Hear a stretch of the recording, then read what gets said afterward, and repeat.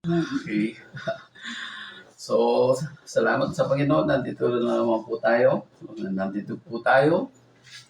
At upang patuloy na mag-aral ng kanyang mga salita as a reminder po mula sa Panginoon sa kanyang mga salita upang ipaalala sa atin ang mga bagay na dapat sana nating ginagawa ngayong panahon na ito na nandun na po tayo sa panahon ng kawakasan ng panahon. Ano po? Hindi po kawakasan ng mundo, kawakasan po ng panahon. Ang tawag po nila the end of man time.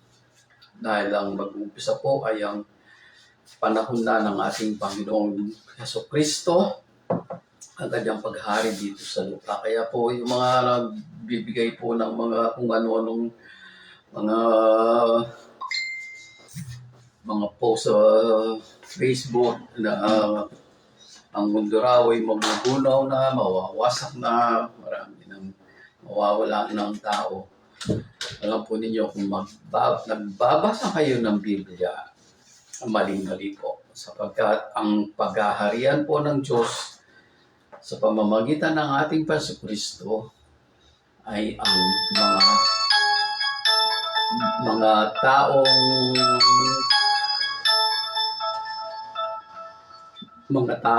pinaghaharian ng kalwalatian ng ating Panginoong Jesucristo. Wow, meron pong nag-commercial bigla. Okay, talagang hindi po natin maiwasan kung minsan yung ibang mga ibang mga technicalities kung minsan bigla na lang pong nawawala ang internet, minsan nagbabrown. So, ganun po talaga. But still, magtiyaga po tayo. Tulad ko na nasabi kanina, hindi po mawawasak ang mundo. Hindi po ito magugunaw. Sapagkat ang ating Panginoon ay maghahari dito sa lupa, dito sa mundo, na ang pinaka-capital nito, ang lungsod ng Jerusalem, the city of peace. At kinakailangan lamang po na alisin ng Diyos ang lahat ng kasamaan sa sanlibutan bago mangyari ang paghahari ng Diyos dito sa lupa.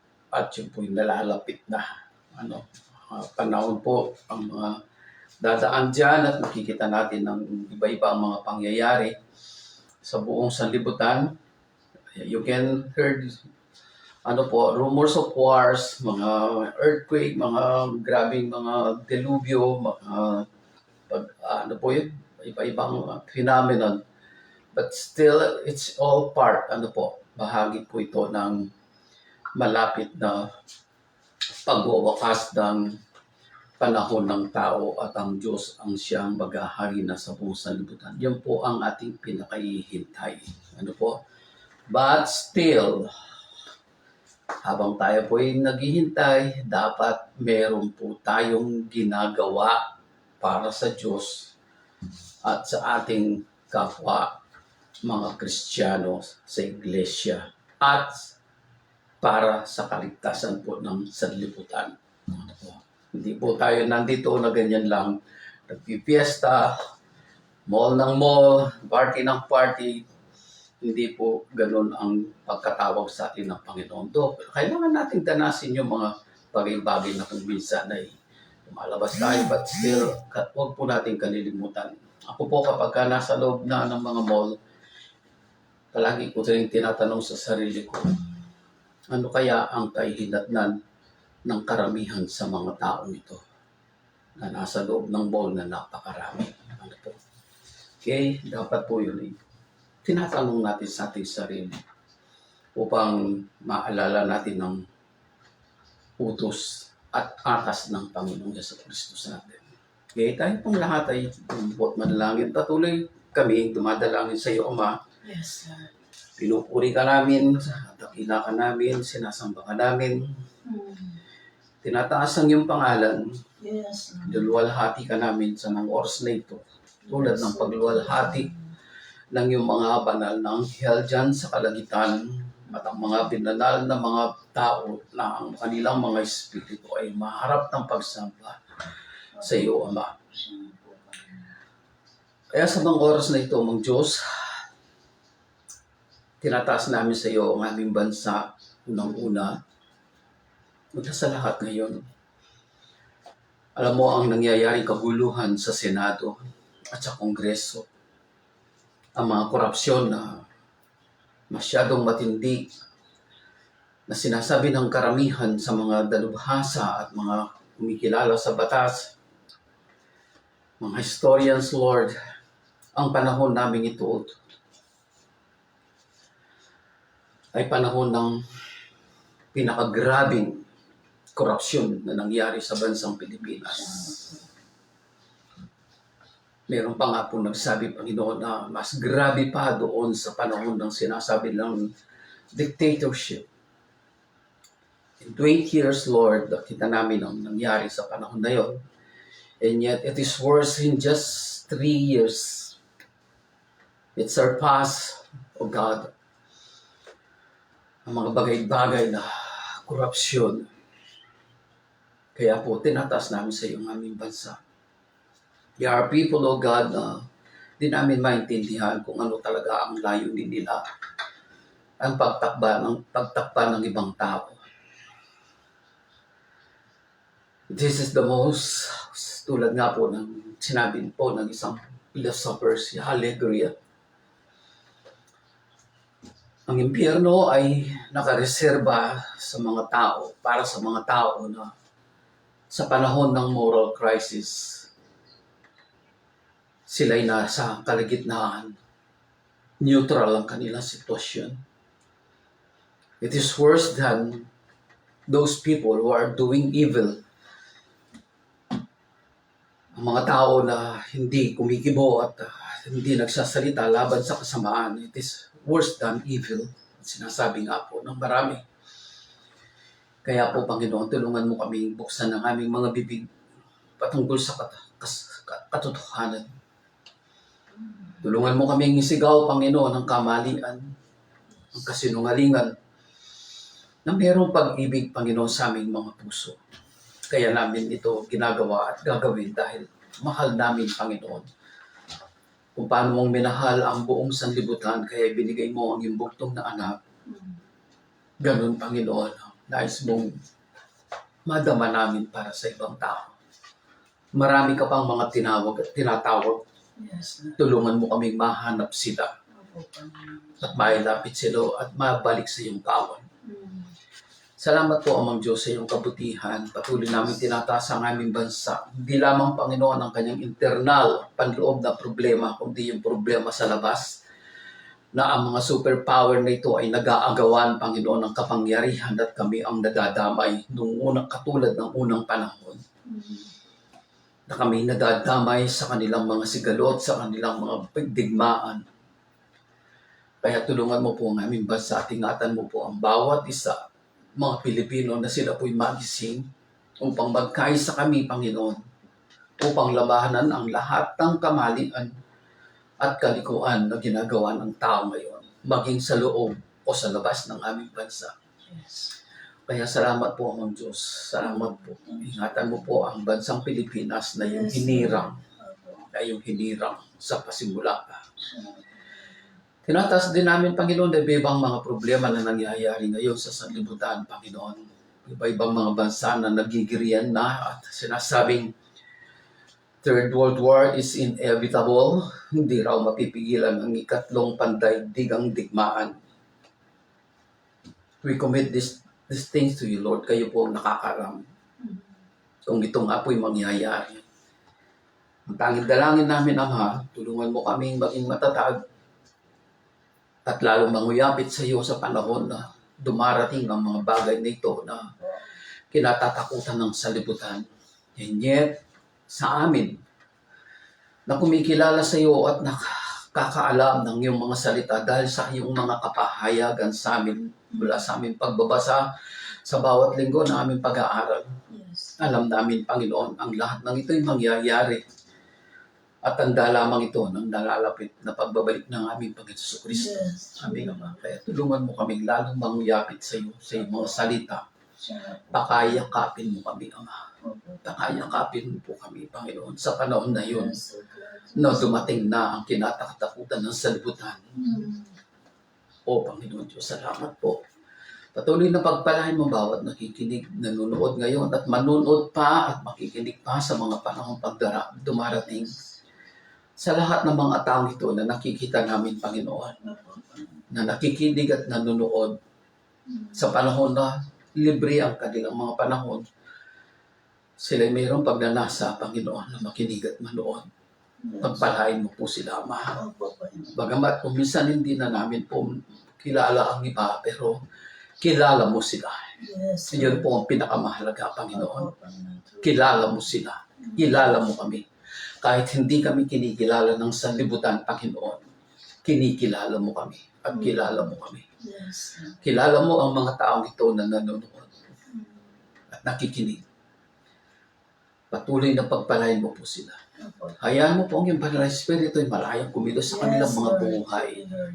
Invite kanilang you, sambahayan, Spirit. sa kanilang pamilya. Mm. Tulungan mo sila, Panginoon. Tulungan mo sila na lalo, Panginoon, na yumakap ng mahigpit na mahigpit sa iyo. Invite Kaming you, lahat. Spirit. Ang iyong iglesia, Panginoon, ay iyong tinawag. Tulungan mo po, Panginoon, ang iyong iglesia, Mm. saan man ito naroroon ngayon. Tulungan mo po ang iyong iglesia, ang iyong katawan, aming Panginoon Kristo, na Yes. lalong magsumigasig sa kanilang paghahanap sa iyo, pagtupad ng iyong kalooban, at pagbibigay ng kanilang sarili para sa kaligtasan pa ng marami. Mm. Salamat po, Ama, sa iyong kabutihan. Salamat po sa lahat ng iyong pagpapala. Hayaan mo ang iyong pag-ibig, yung siyang patuloy na dumaloy sa bawat pamilya, sa bawat isa, sa bawat individual, sa mga oras na ito. Opo, Panginoon. Hayaan mo po ang iyong Banal na Espiritu ay malayang kumilos sa iyong mga salita na Yes. aming pag-aaralan ngayon. Ipaliwanag mo po sa amin at ipadama mo ang iyong walang hanggang katotohanan o Banal na Espiritu Yes. sa pamamagitan ng salita ng Diyos. Salamat po, Ama, sa iyong kabutihan. Patuloy namin binibigay sa iyo ang lahat ng kapurihan at pasalamatan sa tanging pangalan po ng aming Panginoon Kristo. Amen. Amen. Amen. Okay. Buksan na po natin ang ating mga Biblia sa 1:12. Ano po? Tayo po nandoon sa John chapter 12, verse 24. At yan po ay na-post na sa ating mga PM at saka sa FB. At, ito'y bahagi lamang po ng ating pag-aaralan sapagkat marahil magbubukas pa po tayo ng ibang mga verses sa Bible. Kaunti lang po ngayon ang mga verses nito sapagkat ang ating pong pag-aaralan ay isang tinatawag nilang topical. Ano po? So, doon po sa John 12:24, sinasabi, tandaan ninyo, malibang mahulog sa lupa ang butil ng trigo at mamatay, mananatili itong nag-iisa. Ngunit kung mamatay, ito'y mamumunga ng marami. Yes. Ano po, ito po ay isang talinghaga na binigay ng ating Panginoon sa mga apostol niya noong unang panahon at sa mga tao na kapaligid pa sa Kanya. Kasama na po itong hindi mga Hudyo at mga Griego. Ano po, ito po isang talinghaga patungkol po sa ang tawag po dito sa Ingles ay dito po nakasulat sa aking naisulat na guide dito, the agricultural principle of a seeds. Ano po? The agricultural principle of a seeds. Of a seed. Ano po? Dahil isa lang po yun. Pero siyempre, pag tayo nagtatanim, marami po mga bindi. Pero ito, tinutukoy niya single, ang ating Panginoon Kristo, ang kanyang tinutukoy dito, ang kanyang sarili, na hinahilin tulad sa isang binhi, isang butil ng binhi ng trigo o wheat. Ang sa English po kasi nakasulat sa English ay kernel. Ano po kernel? Kernel. Kapag ka po kasi sinasabing kernel, marami pong klaseng kernel. Pwede po yung sa corn, yung butil po ng bunga ng corn. Ano po. But these things, ano po, ay napakalawak. Talaga tutuusin. Napakalawak. At ito ang nice ng Diyos na makita natin, lalo na sa kasalukuyang panahon natin. Ano po. Marami na po tayong naririnig na nababalitaan, mga nangyayari, that God is moving in a very, very, makatwa na pagkilos niya. Ano po, na, lalo na ngayon, panahon po na ng internet, ang technology, so napakabilis pong kumalat ang mga balita ngayon. Kaya nga kapag ikaw ay nakagawa ng isang pagkakamali o ng isang mabuting bagay, mabilis po itong kumakalat. Ano po, ganun po ang ating kalagayan ngayon sa mundo. Napakabilis po ng balita through technology. So, yung pong principle ng pagtubo o pamumunga ng isang binhi ay ipinaliwanag po ng ating Panginoon Kristo dito sa kanyang mismong mga salita. At dapat nating itong makitang mabuti sapagkat maaaring matagal na po tayong Kristiyano. Nag-a-attend tayo ng mga services sa church. O maaaring sumasali tayo sa mga Bible study. O baka naman kung nagtuturo na rin tayo. But still, meron tayong nakakaligtaan na dapat sana'y unang-unang ginagawa natin sa ating buhay Kristiyano. Ayun nga po, kung paano i-apply ang prinsipyo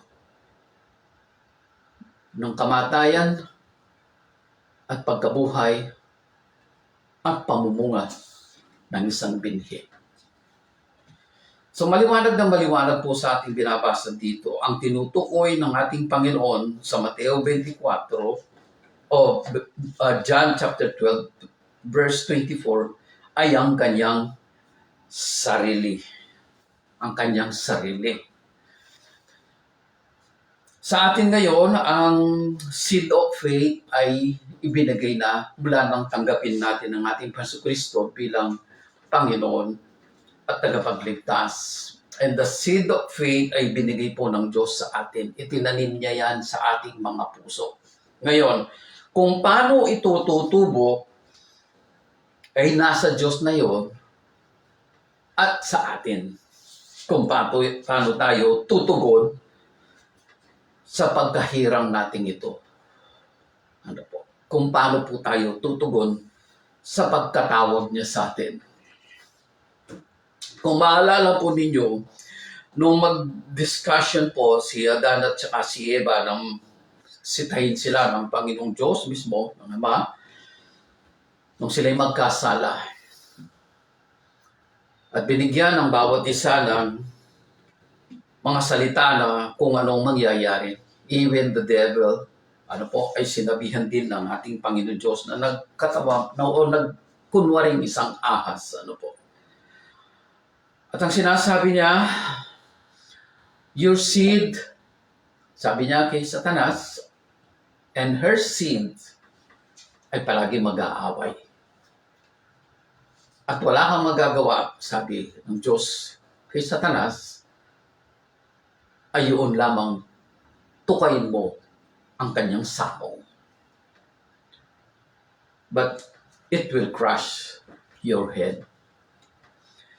So, yung binhi na yon na sinasabi, it is the seeds of evil and good. The seed of evil and good. So, ang pananampalataya na ibinigay ng Panginoon sa atin, ang binhi na yon ay ang buhay ng ating Panginoon Kristo, which is the seed of good. The seed of life. The seed of life. Kaya po, kung makikita natin ang prinsipyo ng pagtatanim ng binhi na ito, makikita natin ang ating sarili. Am I doing this in my life today? Ginagawa ko ba ito? Bukas na bukas ba ang aking buong pagkatao, body, soul, and spirit sa kalooban ng Ama? Bukas na bukas ba ang aking katawan, kaluluwa, at espiritu sa ginagawa ng Ama? Kasi po, pwede nating dayain ang ating mga sarili in our mind, in our soul, na para bagang ginagawa nga natin. But in reality, in our flesh, hindi. Lalo na hindi natin ginagawa sa ating espiritu. Ano po? So maging ano po tayo ngayon, maging sensitibo tayo sa ipinararating ng Panginoon sa atin ngayon. Ito po kasi ating binasa na ito ay isang pananalita na kung saan ang ating Panginoon ay pagkatapos na mabalitaan ng mga tao na si Lazaro ay binuhay ng Panginoon mula sa mga patay. At siya po ay nakilala, yung pong naging popular siya sa mga tao, maging mga taga-ibang lugar, mga hentil, tulad ng mga Griego. At doon sa verse 20, ito po yung nakasulat, bago doon sa 24, kabilang ang ilang Hudyo sa mga pumunta sa pista upang sumamba. Lumapit sila kay Felipe at na taga Bethsaida, Galilea. At nakiusap, Ginoo, ibig po naming makita si Jesus. Sabi. Sinabi ito ni Felipe kay Andres, kay St. Andrew, at silang dalawa'y lumapit kay Jesus at ipinaalam ang kahilingan ng mga yon, mga Griego. Po. At sumagot ang ating Panginoon, sinabi ni Jesus, dumating na ang oras upang parangalan ang anak ng tao. Tandaan ninyo, malibang mahulog sa lupa ang butil ng trigo at mamatay, mananatili itong nag-iisa. Ngunit kung mamatay, ito'y mamumunga ng marami. Ito'y mamumunga ng marami. So, andun po yung principles of multiplication na tinasabi. The principles of multiplication. Tulad po ng isang binhi, kailangan nitong mamatay muna, ibaon muna sa lupa, at pagkatapos ito'y tutubo at mamumunga ng marami. That's the law of multiplication. So, hindi po pwedeng mangyari ang the law of multiplication sa ating mga buhay kung hindi po tayo natututong mamatay sa ating sarili. Ito po. Sa ngayon, popular po ang isang pangyayari sa buong mundo. At alam na po ninyo kung ano ang kasaysayan do. Merong mga tao na merong negatibong kaisipan na imbes na tanggapin ang ginagawa ng Diyos, ito'y kanilang minobok, pati ang mga dumaranas ng mga ganitong sitwasyon. Ang tinutukoy ko po yung nangyari kay Charlie Kirk. Ano po? Ito ay isang patunay sa ating kasalukuyang panahon kung paano dapat ang mga Kristiyano ay buong tapang na nangangaral at sumasalansang sa kamalian ng sanlibutan. Napakabatas niya nang siya po'y mamatay. 31.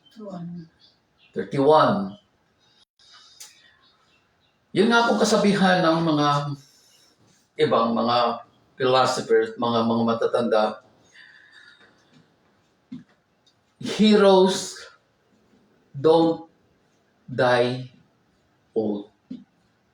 They die young. Sabi po. Wala daw pong mga bayani na namatay ng nasa katandaan na nila. Karamihan ng mga bayani ay namatay doon sa kanilang kabataan. Kung natatandaan ninyo ang ating Panginoon Kristo, ilang taon siya nang mamatay sa krus ng Kalbaryo? 33 years old. Si Jose Rizal, may git din 33 years old. Si Andres Bonifacio, Ganon din. Ang pinakabata na namatay na isang bayani sa ating bansa ay si Gregorio del Pilar. Pero yung isang matanda na sinasabi ng iba na hero, namatay siyang napakatanda na. But ayon sa record ng ating kasaysayan, he is not a hero. He's just a president of the First Republic. Yun po sinasabi ng iba. Hindi ko po yan salita mismo. No? So, pakatandaan po natin, ang ating buhay ay hindi para sa atin. Ito'y para sa Diyos. Tandaan natin yan. Ang ating buhay ay para sa Diyos, para sa ating pamilya, at para sa iglesia. Hindi natin ito pag-aari.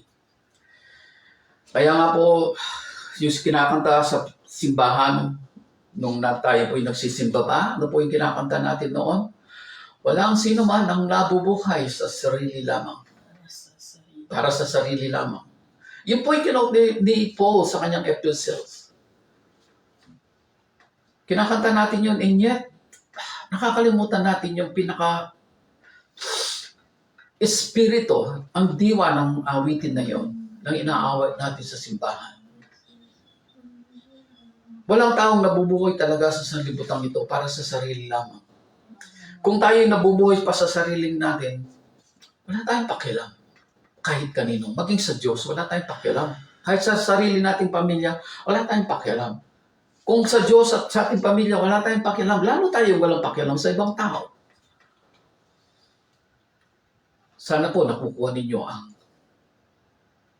ibig sabihin noon. Those are the secret of the agricultural principle of a seed, the law of multiplication. Ang sinasabi ay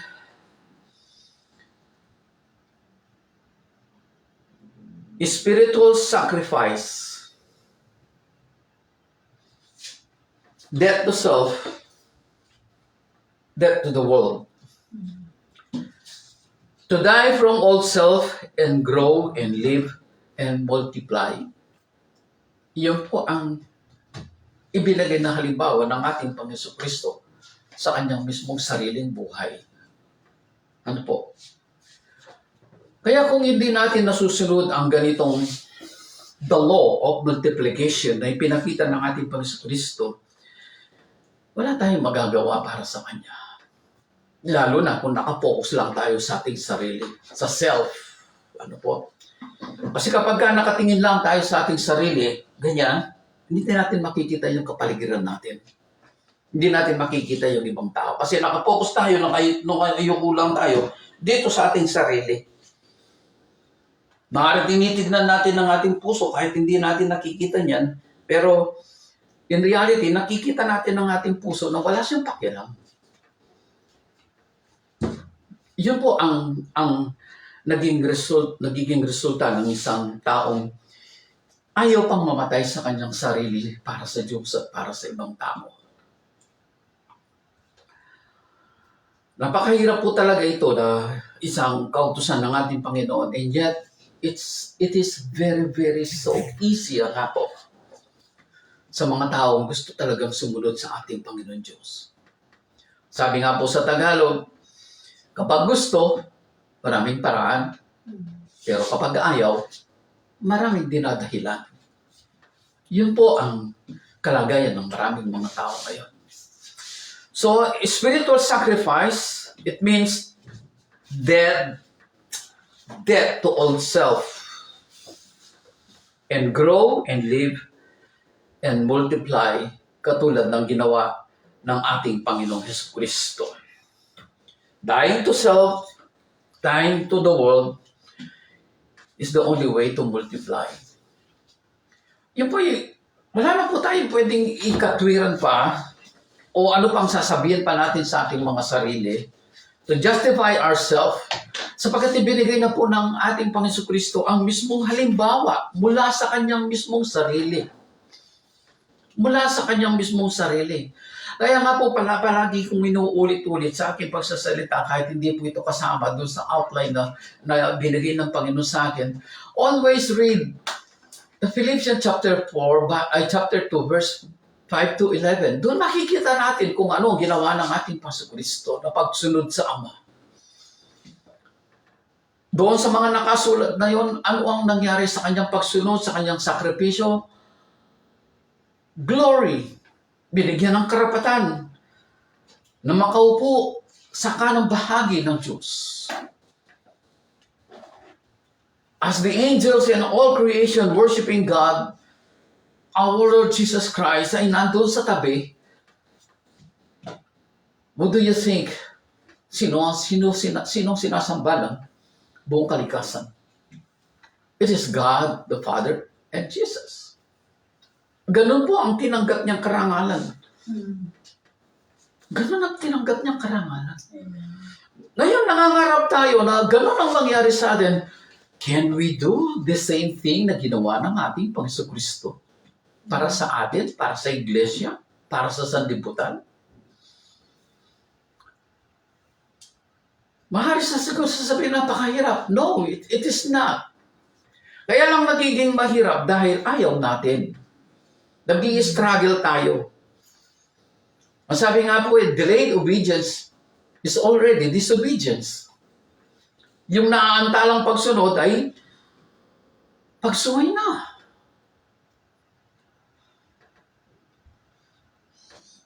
So, sa panahon na ito, lalo na sa kalagayan ng sanlibutan, it is hard talaga.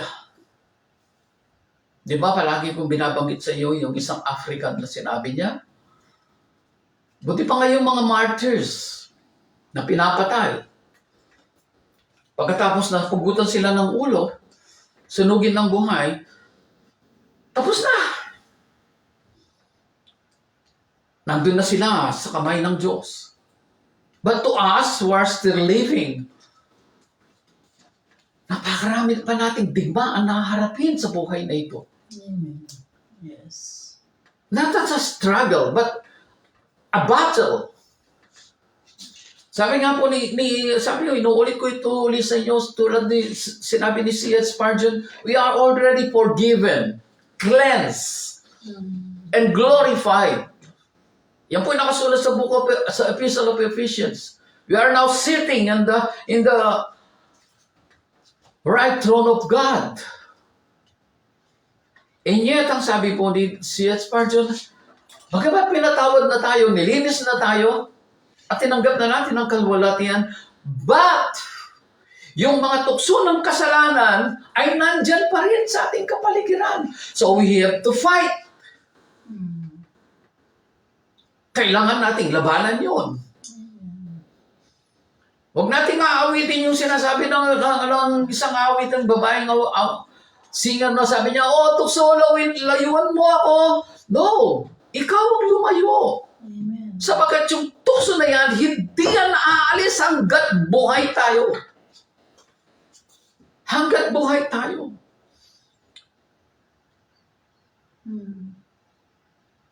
Nasa atin na ngayon yan. Kaya nga po sabi na Paul, I die daily. Why? Hindi siya talunan. Natatalo niya ang kalaban dahil sa kanyang kamatayan, sa kanyang sarili at sa sanlibutan.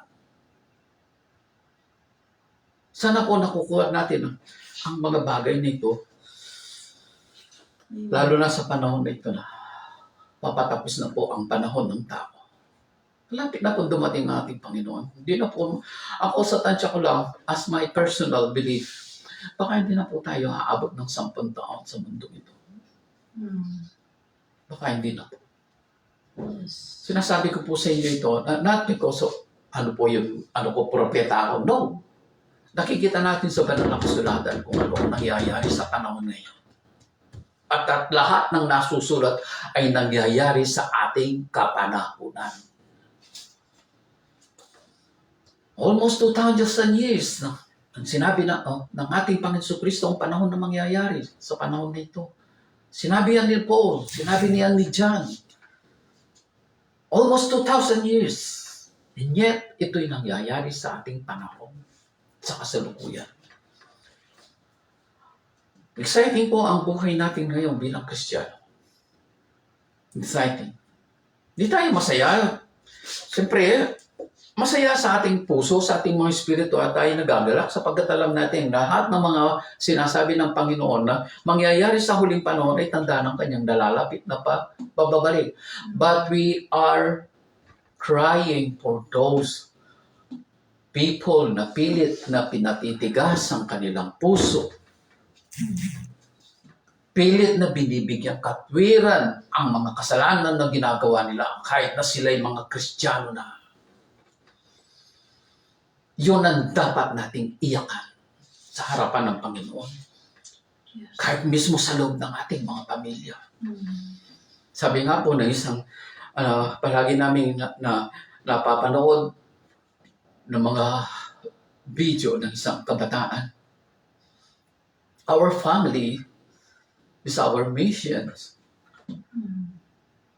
Our father, our mother, ang ating mga anak, ang ating mga kapatid, ang ating mga pamangkin. They are all missions. Minsan gusto natin pumunta pa sa ibang bansa para lang maging missionary. Tulad po ng isang Kristiyano na sabi niya, Lord, I want to go to Fiji. Gusto ko mag-mission doon. Sabi ng isang Kristiyano. So I want to get out of the country and do the missions. So in a spiritual world, sumagit ang Panginoon sa kanya. Di ba nagtatrabaho ka sa isang kumpanya? Sabi ng Panginoon sa kanya, yes, my Lord. Matanong lang kita, meron ka na bang na-share yan ng aking buhay ng Ebanghelyo? Kahit man lang isa sa mga kasama mo sa opisina niyo? Sabi niya, wala ba po? Then, mag-umpisa ka muna sa inyong opisina. Mag-umpisa ka muna sa iyong pamilya bago ka mangarap na maglingkod sa akin sa labas ng iyong bansa. Kung minsan, nakakaligtaan natin ito, no? Napakarami pong mga missions, mga kapitbahay natin. Minsan kahit na hindi na po tayo nagsasalita, makita man lamang ang buhay natin na payapa, hindi nakikipag-away. At nakikita nila sa ating mga countenance na ang Panginoon ay sumasa atin. Makita man lamang tayo, sila po'y nagiging malumanay. Though meron mga taong galit sa atin, we don't know why. But still, sabi nga po, remain as light of the world. So, po tayo manghihina ng loob kapag tayo po ay tinutuligsa, sinasabihin ng masama. God knows who we are. Alam ng Diyos kung sino tayo. Yun ang pinakamalaga. Yun ang pinakamalaga. Kilala niya tayo. Kilala niya ang ating pagkatao. Yun ang pinakamalaga. Kung tayo sabihan ng mga ibang tao na ganyan-ganyan, alalahanin natin ang sinabi ng ating Panginoon sa Kristo. Kung ako'y sinabihan nila ng ganyan na kasama, ganun din kayo. Doon po sa Beatitude of Matthew chapter 5. Kung ako'y sinabihan ng ganyan ng mga sasama, ganyan din kayo. Pero magalak kayo kapag sinasabihan kayo at pinararatangan ng lahat ng kasinungalingan dahil sa akin. Magalak kayo, sabi. Wow. Magalak tayo. Why? Alam natin, kilala tayo ng Diyos. So, that is the spiritual sacrifice to die from old self, to grow and live and multiply. And our role as a follower of Christ, ang sabi po ng ating Panginoon Jesucristo, anong sabi niya? If any man will come after me, let him deny himself, carry his cross daily, and follow me. Di ba? Carry his cross daily and follow me. Follow me. Panginoon, ano po yung pa-follow namin sa inyo? Again, basahin po ninyo yung Philippians chapter 2, verse 5 to 11. I-review niyo mabuti. Ano bang ginawa ng ating Paso Kristo bilang pagsunod sa Ama? That's so simple. Nagiging mahirap lang yan kapag kung ano-ano ang katwiran natin para sa ating mga sarili. But the true example ng pagsunod sa ating Panginoon sa Kristo ay nandun nakasulat sa Philippians chapter 2, verse 5 to 11. And we want glory and salvation. Palagi pa rin natin tinatanong, am I doing the same way ng nasulat sa Philippians chapter 2, verse 5 to 11?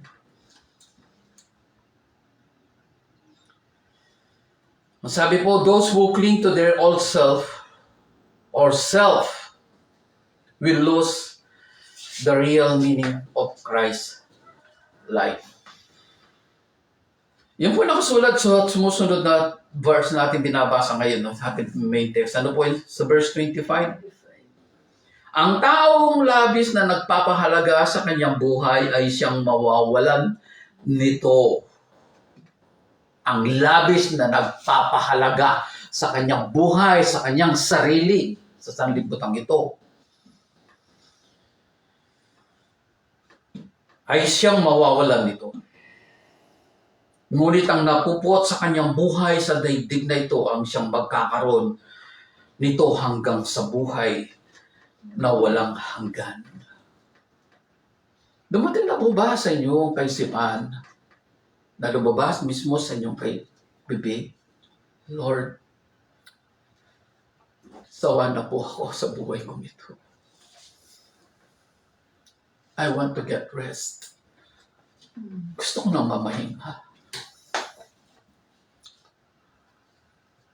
Ayaw ko na ng buhay na ito na nakikita ko sa aking sarili sa sanlibutan ito.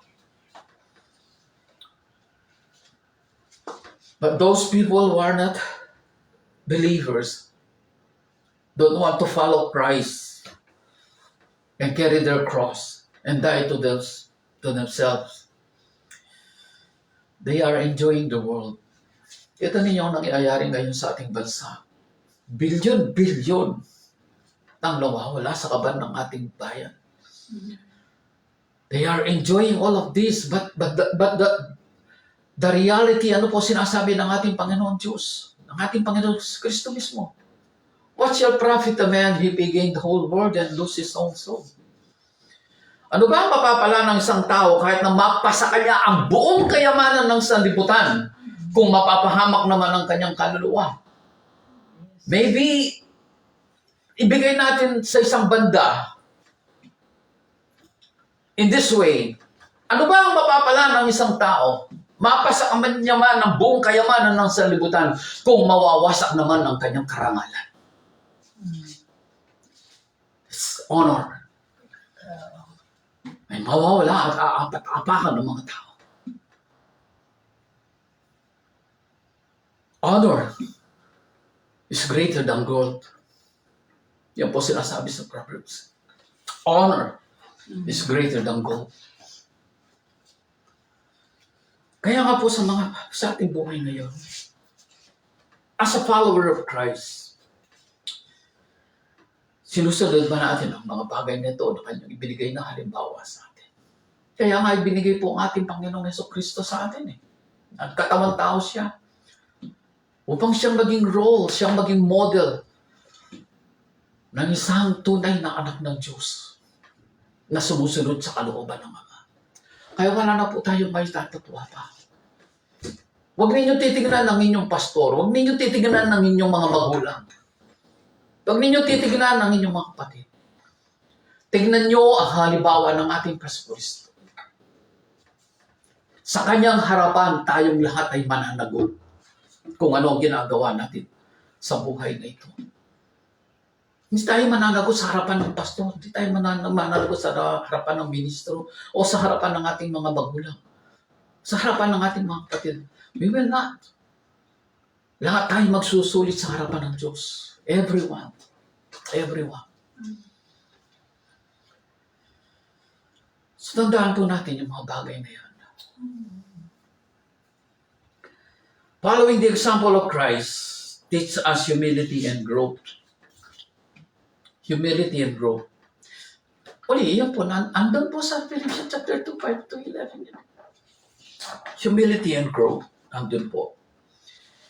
Ang po ninyo, sa panahon na ito, hindi natin alam. Dumarating na po ang panahon na magkakaroon po ng pangdaigdigang kapayapaan in 7 years. Nasusulat po yan sa Book of Daniel. And that time, in those 7 years covenant, doon sa mga world government na sinasabi sa United Nations or somewhere else, kung saan man yan ang kanilang gagawin, a covenant of 7 years. Yung pong 3.5 years nang mauuna sa 7 years na yun, na yung ating chances na ipangaral ang salita ng Diyos, ang Ebanghelyo. Tingnan po natin ito para po at least alam niyo kung saan ba nasusulat dyan. Nandyan ba sa Biblia? Nandyan po. Kung babasahin po ninyo ang Mateo 24, lahat ng nasusulat doon, makikita po ninyo ang mga panahon na mangyayari. Mga lindol, digmaan, tagutom, lahat, makikita natin. Pero ang sabi ng ating Panginoon Kristo, yung panahon na yon na magugutom ang marami, lilindol sa iba't ibang tao, mga digmaan, pero sabi ng Panginoon, yan ay pasimula pa lamang ng mga paghihirap. But some people denying this. They cannot accept that truth from the mouth of Jesus. At sa panahon na yun na nangyayari sa pagtalikod ng marami, hindi na tinatawag na maramihang pagtalikod sa Panginoon.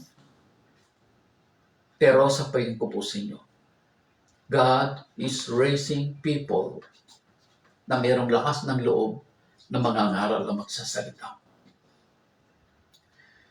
Kung babasahin po ninyo ang Book of Joel, nasusulat doon, even your youngs, mga kabataan, they will see visions. Karamihan po sa gagamitin sa panahon na ito ay mga kabataan. Mga kabataan. Ang sabi po doon, pagkatapos ng maraming mga karanasan ng sanlibutan na nakakatakot, nakakapapanik ang marami, malabi pa rin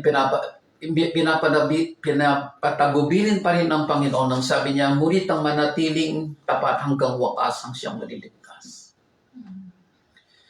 At sa panahon ng kapayapaan na after those chaos na nangyari, in those 3.5 years ang sinasabi doon, dito po yung mangyayari sa chapter 24:14. At ipangangaral sa buong sanglibutan ang mabuting balita tungkol sa paghahari ng Diyos upang ito'y makilala ng lahat ng bansa sa darating ang wakas. Marami pong nagsasabi ngayon na naipag-aral na raw po ang Biblia sa buong mundo. No, hindi po. Hindi po. Sinasabi ko po sa inyo, hindi po. Marami pa pong mga bansa ang hindi po nararating ng Ebanghelyo. Dahil sa gulo. Dahil sa takot. Dahil sa pag-uusig sa mga Kristiyano sa kasalukuyan. Sa bansang Nigeria lang po, millions and upon millions of Christians are being displaced, sabi po sa balita, are being displaced because of persecution sa Nigeria. Some Christians, mga kabataang babae ay kinikidnap, kina-abduct, tapos nire-rape, binubuntis nitong mga extremists na ito. Nigeria pa lang po yun. Nigeria pa lang. Eh, ang dami pong bansa sa buong mundo. na hindi pa nararating ng Ebanghelyo. O baka mismo sa loob ng pamamahay ninyo, wala pang nakakakilala ng totoong pagkakilala sa ating Panginoon Kristo. They know the name Jesus Christ. They know the name God. Pero nakikilala ba nila ang ating Panginoon Kristo sa pamamagitan ng ating mga buhay na nakikita nila sa atin? So, ito yung panahon na tayo po ay talagang meron ng kalayaan na mangaral sa panahon na yun. Ng 3.5 years. It is coming po. Malapit na pong mangyari yan bago darating ang ating Panginoon Kristo. Maliwanag po sinabi niya, di ba? Kailangan mo nang may pangaral ang Ebanghelyo, mabuting balita sa buong sangkatauhan bilang patotoo at saka darating na ang wakas. Titingin po tayo ng isang malaking halimbawa dito na ganito mo ang saktong mangyayari. Maging sa bansang Israel, maging sa buong sanlibutan. Tingnan po natin, malapit na po tayo matapos po kayo mag-alala. Babasahin ko lang po itong kasaysayan na ito. Ang dalawang saksi, the two witnesses in Revelation chapter 11. Ang sabi, pagkaraay binigay sa akin ng anghel ang isang panukat na parang tungkod at sinabi, tumindi ka at sukatin mo ang templo ng Diyos at ang dambana. Bilangin mo ang mga sumasamba roon. Am I in the exact number now, mga Gentiles na sumasamba sa ating Panginoon? We are being weighed at sinusukat na po ang loob ng iglesia. Simple yung templo ng Diyos. Di ba tayo? Amen. Sa verse 2, ngunit huwag mo nang susukatin na ang mga bulwagan sa labas ng templo sapagkat ibinigay na yon sa mga taong di kumikilala sa Diyos. See that? Yuyurakan nila ang banal na lungsod sa loob ng 42 buwan. 42 months. Subalit ipadadala ko ang 2 saksi na nakadamit sa ako sa loob ng 1,260 araw na iyon ay ipahayag nila ang salita ng Diyos. Kung titignan po ninyo yung 1,260 days or 42 months, 42 months na ba? 42 buwan. 42 months. That is equivalent to 3.5 years. Period ng pangangaral ng salita ng Diyos sa Israel at sa buong sanlibutan. Ang mga saksing ito'y may ang 2 punong ulibo at 2 liwan sa harapan ng Panginoon ng lupa. Kapag may nagtangkang manakit sa kanila, lalabas sa bibig nila ang apoy na tutupok sa kanilang mga kaaway. Ganun po ang kapangyarihan na ibinibigay niya sa iglesia sa mga huling panahon na ito. During that 3.5 years, nakalayaan nating mangaral. Many will oppose, and yet, hindi po sila mananaig sa panahon na yun. Kapag may nagtangkang manakit sa kanila, lalabas sa bibig nila ang apoy na tutupok sa kanilang mga kaaway. May kapangyarihan silang ipinid ang langit upang hindi umulan sa panahon ng pagpapahayag nila ng salita ng Diyos. Ito po ay ginawa ni Elijah ng kanyang kapanahonan na hindi po umulan ng ilang taon. Okay? 3.5 years. May kapangyarihan din silang gawing dugo ang tubig at magdala ng anumang salos sa lupa tuwing maibigan nila. Ito po yung ginawa ni Moses na ginawa niyang dugo ang tubig sa ilog. Kaya sabi nila, ito daw dalawang saksi ay spirit of Elijah and Moses. The spirit of Elijah and Moses. In verse 7, pagkatapos nilang magpatotoo, aahon ng halimaw sa bangin at makikipaglaban sa kanila. Matatalo sila at mapapatay ng halimaw. Who is that beast? That is the Antichrist.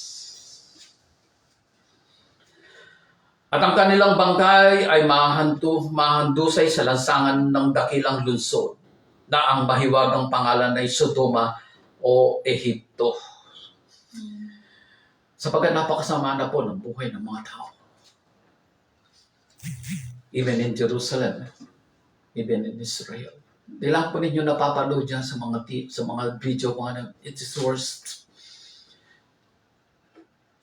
Kung hahalungkatin lang po ninyo ang mga video. What is happening now about sex immorality na nangyayari sa Israel. It's grabe po. Grabe po.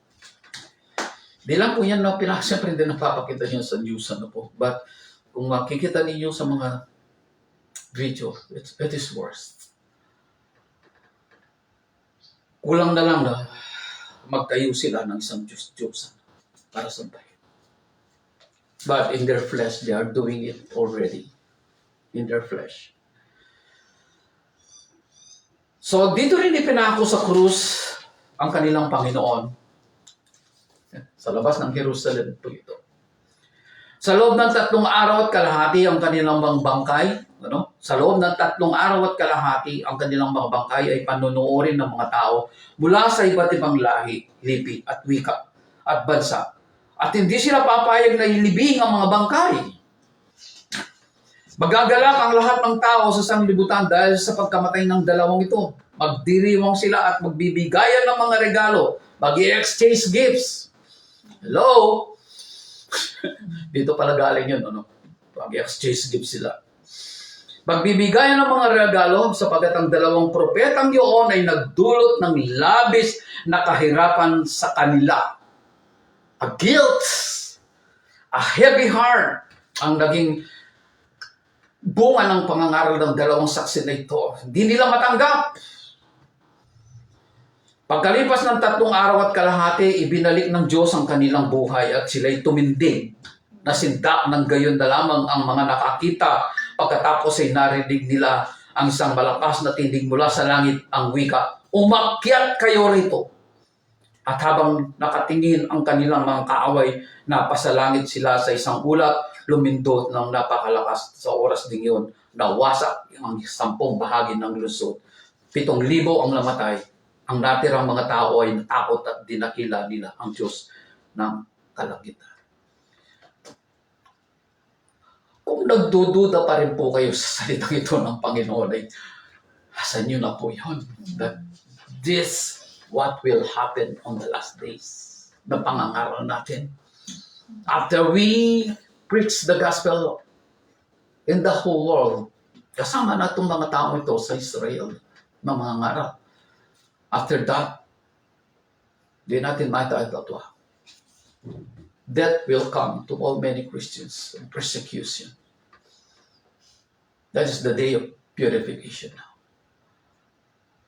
Ang isang binhi in the principle of the seeds,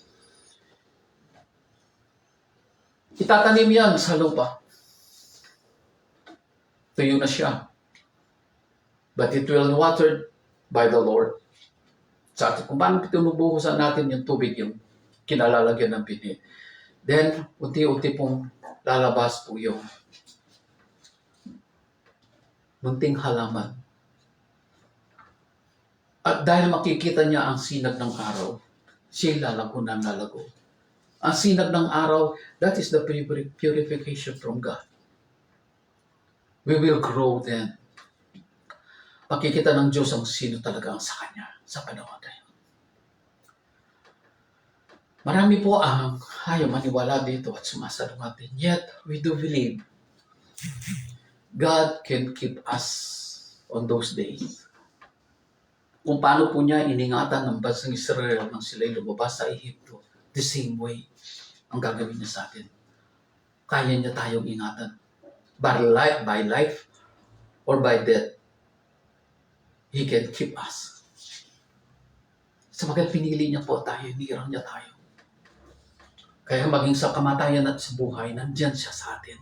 Hindi niya tayo bibitawan. Hindi niya tayo bibitawan. Hindi siya lalayo sa atin.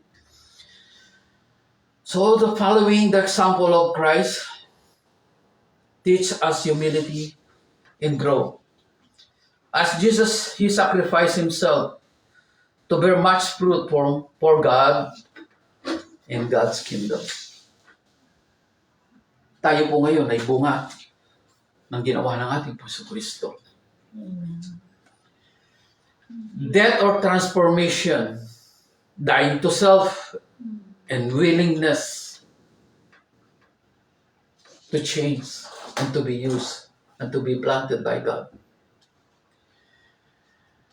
Marami po kasi mga tao ngayon, minsan nandun sa loob ng iglesia dahil lang yung mga magulang nila, Kristiyano, tapos ganyan. Yung iba naman, tinulak.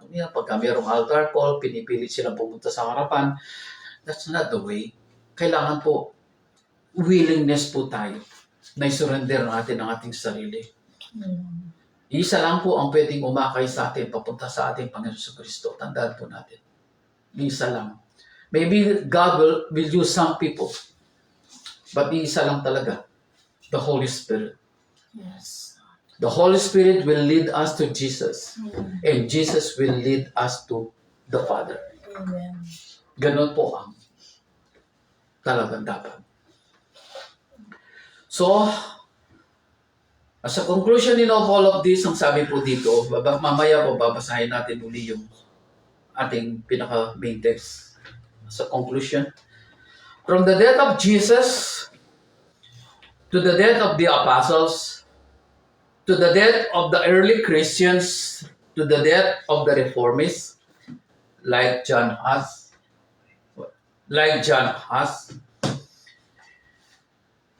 to the death of William Tyndale, dahil lamang sa kanyang pag-transfer ng Biblia sa English, sinunog siya ng buhay. They tried to bury all the seeds of God. But they did not know these seeds are kept by God. Amen. That's true. Iningatan ng Panginoon ang mga ito, maging sa kamatayan. We are now the fruits of the sacrifices of the early Christians. Tayo'y bunga lamang ng kanilang mga sakripisyo. From Jesus up to the modern Christians ngayon na sinasabi. Modern doesn't mean na sumusunod tayo sa takbo ng salubiton. Ang ibig sabihin, yung pangkasalukuyang mga Kristiyano. We are now the fruits of the sacrifices of the early Christians. In our time, another seed buried in the ground, Charlie Kirk. Sorry po kung nababanggit ko siya, but wala na po akong ibang mababanggit ngayon, kundi siya lang. It produces more children to become children of God. Ang naging bunga ng kanyang kamatayan. This is millions and tens, thousands of millions ang naging bunga ng lahat ng ito. How about us? Are we willing to surrender our life to God, be planted and grow in Christ, and multiply for God's glory? Amen. For God's Yes, Lord. glory. Dear God. Katulad ng ating main text ngayon, John 12:24, tandaan ninyo, malibang mahulog sa lupa ang butil ng trigo at mamatay, mananatili itong nag-iisa. Ngunit kung mamatay, ito'y mamumunga ng marami. Ang taong labis na nagpapahalaga sa kanyang buhay ay siyang mawawala nito. Ngunit ang napupuot sa kanyang buhay sa daigdig nito ay magkakaroon nito hanggang sa buhay na walang hanggan. Dapat sumunod sa akin ang naglilingkod sa akin. Yes. At saan man ako naroon din ang aking lingkod. Pararangalan ng Ama ang sinumang naglilingkod sa akin. This is reality. Whenever we are doing the will of God and the commandment of Jesus, we are with Him and He is in us. Amen. Tayo pong lahat ay timukot ng langit. Yes, Lord. Thank you, Jesus.